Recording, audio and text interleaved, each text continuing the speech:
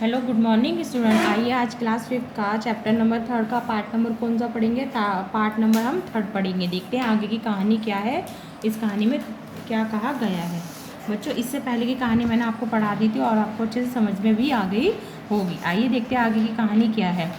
उस सुंदर पुरुष ने कहा, राजन, मेरा नाम दान है। आप सत्यवादी धर्मात्मा हैं, इसलिए मैं यहाँ निवास करता था। अब यहाँ से राजलक्ष्मी चली गई है तो अब दान कहाँ से कर पाओगे।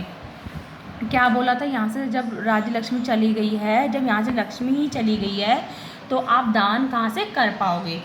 ठीक है, तो इसलिए मैं भी यहाँ से जा रहा हूँ। किसने कहा था? दान ने कहा था। दान देवता जो होते हैं उन्होंने कहा था जब यहाँ से राजलक्ष्मी चली गई है तो अब यहाँ से मैं भी चला जा रहा हूँ। राजा बोले, जैसे आपकी इच्छा। जैसे राजा ने राजलक्ष्मी को बोला था कि आपकी जैसी इच्छा, वैसे ही राजा ने दान देवता को भी बोला कि जैसे आपकी इच्छा। देखते हैं आगे क्या कहा गया कहानी में। उसके बाद एक एक करके वहाँ यज्ञ और यश आए। उन्होंने भी वहाँ से जाना चाहा तो राजा ने उन्हें भी वहाँ से जाने दिया। सबसे अंत में जो सुदर्शन युवक आया उसने अपना परिचय सत्य के रूप में दिया और जाने लगा। कौन आए थे लास्ट में बच्चों? कौन आए थे? सुदर्शन युवक आए थे और उन्होंने अपना परिचय किस उद्देश्य के बारे में दिया था? अपना उद्देश्य किससे परिचय करवाया था? वो कौन थे? सत्य के देवता थे। कौन थे बच्चों? सत्य के देवता।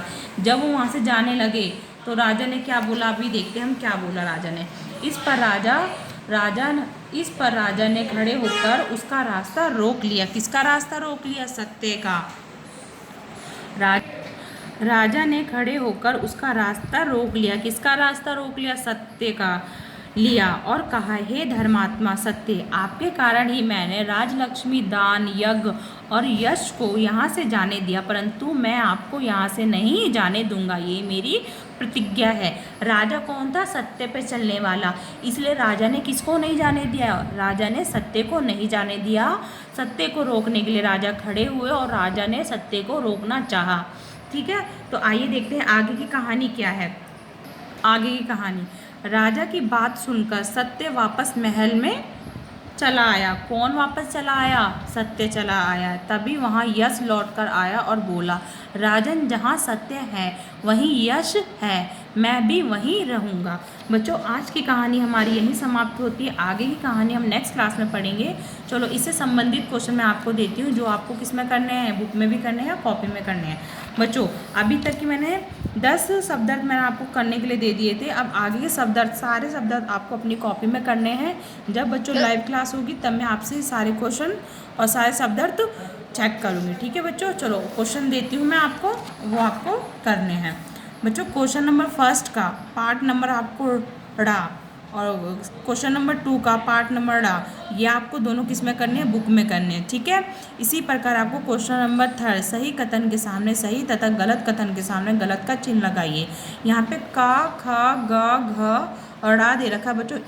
इनका आपको ये वाक्य पढ़ने हैं। अगर उसका सही का प्रयोग दिया है तो सही का निशान लगाओगे ऐसे। अगर वो वाक्य गलत हो, गलत के आगे आप ऐसा निशान लगाओगे। ठीक है बच्चों, इतना तो आपको समझ में आ ही गया होगा।